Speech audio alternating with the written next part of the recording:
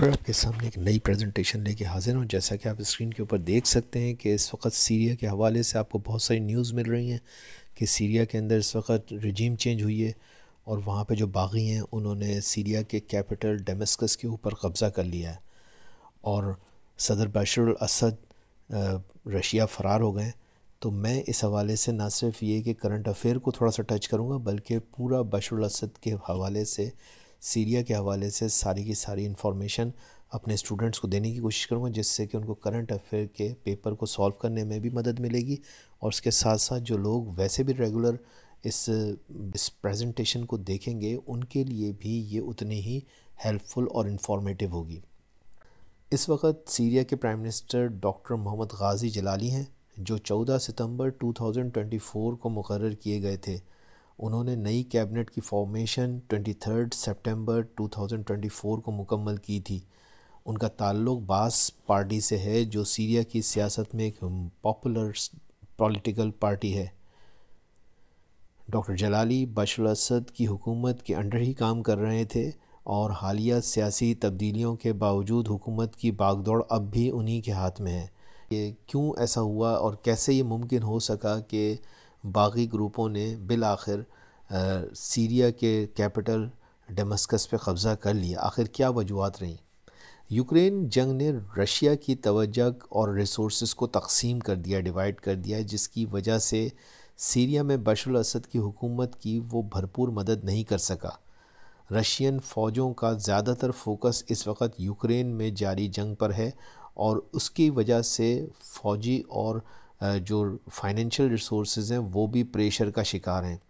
اسی وجہ سے سیریا میں جو باغیوں کے حملے ہیں اس کے دوران رشین افواج یا رشین فوجیں جو ہیں وہ مؤثر افیکٹو جو ہے وہ کارروائی نہیں کر سکیں اور اسد حکومت کو مدد فراہم کرنے میں ناکام رہیں، جس سے باغیوں کو بڑی بڑی کامیابیاں ملی اور بالآخر انہوں نے سیریا کے کیپٹل ڈیمسکس کو بھی آکوپائی کر لیا ہے۔ اتوار کے روز سیریا میں بشار الاسد کی حکومت کو ایک باغی گروپ حیات التحریر سیریا، جس کو عربی میں حیات التحریر الشام کہا جاتا ہے، اس نے ختم کر دیا ہے۔ یہ گروپ جو پہلے القاعدہ سے جڑا ہوا تھا، اس نے کئی دنوں تک شدید لڑائی کے بعد ڈیمسکس اور دیگر اہم شہروں پر قبضہ کر لیا ہے۔ فی الحال حکومت کی باغ دوڑ انٹرملی باغیوں کے ہاتھ میں ہے، تاہم ملک میں سیاسی حالات غیر مستحکم ہیں اور مختلف گروپس کے درمیان اقتدار کے لیے اس وقت کشمکش جاری ہے، اور باغیوں کی تیزی سے ایڈوانسمنٹ کے باعث رشین فوجوں نے اپنے اڈوں سے ایگزٹ شروع کر دیا ہے۔ بعض رپورٹوں کے مطابق روس نے اپنے فوجی ساز و سامان کو محفوظ رکھنے کی کوشش میں بعض تنصیبات اور اپنی انسٹالیشنز کو خالی کر دیا ہے یا اس کو تباہ کر دیا ہے۔ رشیا اس وقت سیریا میں اپنی ایئر اور میرین فورسز کے اڈوں کو بچانے کے لیے لمیٹڈ آپریشن کر رہا ہے، جبکہ اس کی زیادہ تر توجہ یوکرین جنگ پر ہی فوکس ہے۔ اور جیسا کہ میں نے آپ کو بتایا کہ بشار الاسد اس وقت رشیا پہنچ گئے، جہاں انہیں سیاسی پناہ یا پولیٹیکل اسائلم دی گئی ہے۔ وہ ماسکو میں اس وقت موجود ہیں، جبکہ ان کے پرائم منسٹر محمد غازی الجلالی کو اس وقت ٹیمپریری طور پر ریاستی اداروں کی نگرانی سونپ دی گئی ہے۔ تھوڑا سا ہسٹوریکل بیک گراؤنڈ دیکھتے ہیں کہ سیرین کانفلکٹ کہاں سے ابتدا ہو رہی ہے اس کی۔ تو سیرین کانفلکٹ جو ہے وہ مارچ 2011 میں بشار الاسد کی حکومت کے خلاف پرامن جو پروٹیسٹ تھا اس سے شروع ہوا، لیکن بہت جلد ہی یہ مکمل جنگ میں تبدیل ہو گیا، جس میں تب سے اب تک یعنی کہ 2011 سے اب تک جنگ میں 2,31,000 سویلین مارے جا چکے ہیں، اور کروڑوں پناہ گزیر یا جسے انٹرنلی ڈسپلیس کہتے ہیں وہ لوگ ہیں، اور یہ زیادہ تر جو ہے وہ ملک شام جو ہے، یہ سیریا کے جو بارڈرز ہیں وہاں پہ خیموں کے اندر اپنی زندگی کو گزار رہے ہیں۔ تھوڑا سا ریکیپ ہم بشار الاسد کے بارے میں بھی کرتے ہیں کہ وہ کون ہے اور آج یہاں تک کیسے پہنچے۔ بشار الاسد کا اقتدار میں آنا کچھ حادثاتی واقعات کا نتیجہ ہے۔ بشار الاسد 11 ستمبر 1965 کو پیدا ہوئے۔ وہ سابق پریزیڈنٹ حافظ الاسد کے بیٹے ہیں، جو 1971 سے سیریا کے پریزیڈنٹ تھے۔ بشار الاسد نے ابتدائی تعلیم سیریا میں حاصل کی اور بعد میں میڈیکل میں اسپیشلٹی کرنے کا فیصلہ بھی کیا۔ بشار الاسد جو سیریا کے صدر بننے سے پہلے ایک ڈاکٹر تھے، انہوں نے ڈیمسکس یونیورسٹی سے اپنی میڈیکل کی تعلیم حاصل کری اور بعد میں آپتھلمولوجسٹ بننے کے لیے لندن میں قیام کیا۔ وہ 1988 میں میڈیکل گریجویٹ بنے اور 1992 میں لندن کے ایک ہسپتال میں اپنی ٹریننگ حاصل کرنے کے لیے گئے۔ تاہم 1994 میں اپنے بڑے بھائی باسل الاسد کی موت کے بعد انہیں وطن واپس آنا پڑا اور خاندان کی سیاست میں قدم رکھنا پڑا۔ اس وقت بشار الاسد امریکہ میں ایک عام شہری کی حیثیت سے زندگی گزار رہے تھے، ان کا سیاست میں آنے کا کوئی ارادہ نہیں تھا۔ حافظ الاسد نے اپنے بڑے بیٹے باسل الاسد کو ہی جانشین بنانے کا فیصلہ کیا تھا، مگر ہوا یہ کہ 1994 میں باسل الاسد ایک کار حادثے میں ہلاک ہو گئے، اور یوں باسل الاسد کی موت کے بعد بشار الاسد کو فوری طور پر امریکہ سے بلایا گیا۔ حافظ الاسد نے اپنے بیٹے بشار الاسد کو جانشین کے طور پر تیار کرنا شروع کر دیا۔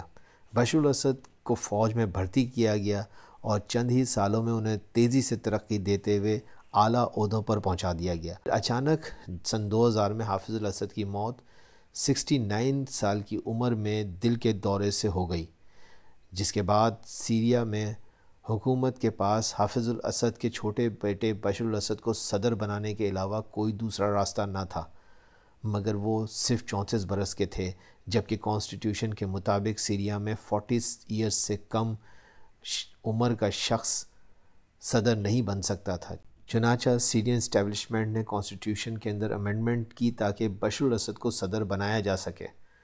کانسٹیٹیوشن امینڈمنٹ میں صدر کی کم از کم عمر 40 ایئرز سے کم کر کے 34 ایئرز تک پہنچا دی گئی، کیونکہ بشار الاسد کی عمر بھی اس وقت 34 ایئرز تھی، اور اس طرح سے بشار الاسد سن 2000 میں سیرین پریزیڈنٹ بنے۔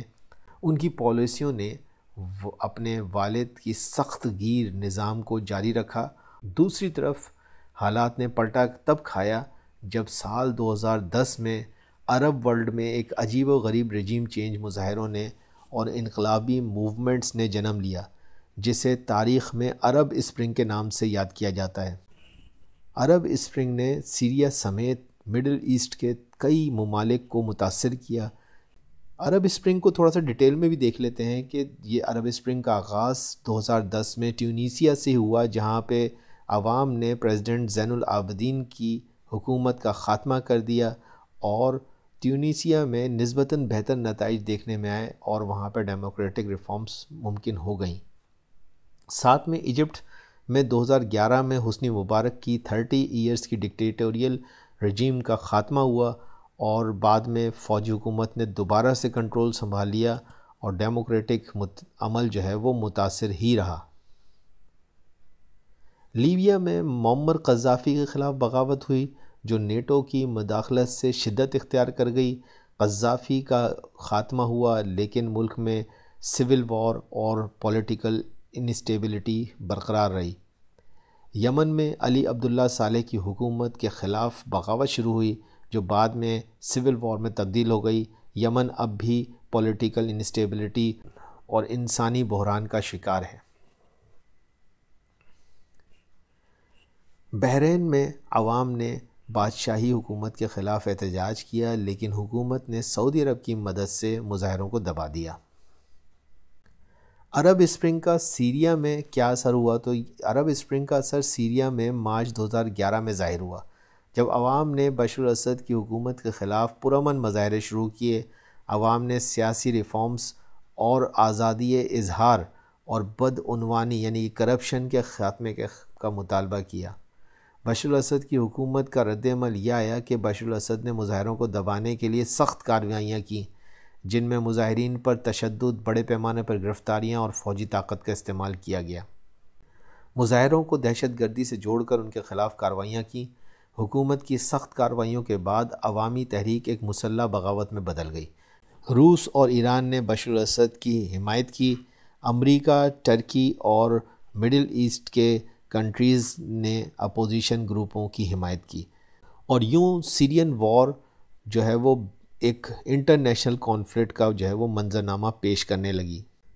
اس سویلین وار کے نتیجے میں سیریا کی معیشت یا اکنامی مکمل طور پر تباہ ہو گئی۔ انٹرنیشنل جو ہے وہ سینکشنز اس پہ لگ گئے اور جو بیسک انفراسٹرکچر ہے وہ مکمل طور پہ تباہ ہو گیا. لاکھوں افراد بے گھر ہوئے، بلکہ اب یہ کہنا غلط نہیں ہوگا کہ کروڑوں افراد جو ہے وہ بے گھر ہو گئے، جن میں سے کئی نے جو ہے وہ ترکی، لبنان اور اس سے آس پاس کے ملکوں میں جو ہے وہ پناہ لی. جنگ میں ہونے والے مظالم نے انسانی حقوق کی سنگین خلاف ورزیوں کو جنم دیا. دسمبر 2024 میں بشر الاسد کے خلاف اپوزیشن گروپوں کی ایڈوانسمنٹ ہوئی اور انہوں نے ڈمسکس پر بالآخر قبضہ کر لیا. بشر الاسد ڈمسکس سے فرار ہو گئے ہیں اور 2 ہفتے بعد حیات التحریر السیریہ HTS کے زیر قیادت ایک بڑی کارروائی ہوئی ہے اور اس وقت ڈمسکس میں ان لوگوں کا قبضہ ہے. دیکھیے بشر الاسد اور ان کی حکومت کا تعلق علوی شیعہ فرقے سے ہے، جو شیعہ اسلام کی ایک شاخ ہے. علویت اقلیت علوی جو ہیں یہ سیریا کی آبادی کا 10 سے 15% ہیں، لیکن یہ حکومت اور فوج کے اندر ان کی تعداد آلموسٹ جو ہے وہ وہاں پہ میجورٹی میں ہے. سیریا میں باغی گروپ کا تعلق سنی مسلمانوں سے، جو سیریا کی آبادی کا تقریباً 70 to 75% ہے. سنی اکثریت کا ایک بڑا حصہ بشر الاسد کی حکومت کو ظالم اور فرقہ وارانہ سمجھتا ہے، خاص طور پر ان کے سخت کریک ڈاؤن کی وجہ سے. یہ وہ ریزنز ہے جس کی وجہ سے ہم کہہ سکتے ہیں کہ کہیں نہ کہیں شیعہ سنی جو کانفلکٹ ہے وہ بھی اس پورے کے پورے معاملے کا ایک بہت بڑا جو ہے وہ وجہ ہے. سیرین وار جو ہے وہ انٹرنیشنل کانفلکٹ کی بھی ایک مین جو ہے وہ بیٹل گراؤنڈ ہے، جہاں پہ سیریا کی جنگ ایک پراکسی جنگ میں تبدیل ہو چکی تھی، جہاں ایران، روس نے بشر الاسد کی حمایت کی، جبکہ امریکہ، یورپ، ٹرکی اور جو مڈل ایسٹ کنٹریز ہیں انہوں نے باغیوں کی مدد کی. فرقہ واریت سیریا کی جنگ میں ایک اہم کردار ادا کرتی رہی، لیکن جنگ کے تمام ریزنز میں سے صرف یہ ایک ہے. اس کے ساتھ ساتھ پولیٹیکل، سوشل اور اکنامیکل ریزنز بھی اس میں شامل ہیں. تو یہ میری پریزنٹیشن تھی جس میں نے کوشش کی کہ ساری کی ساری چیزوں کو کور کر لوں. آئی ہوپ کہ یہ کلاس آپ کے لیے بینیفیشل رہے ہوگی. Thank you very much.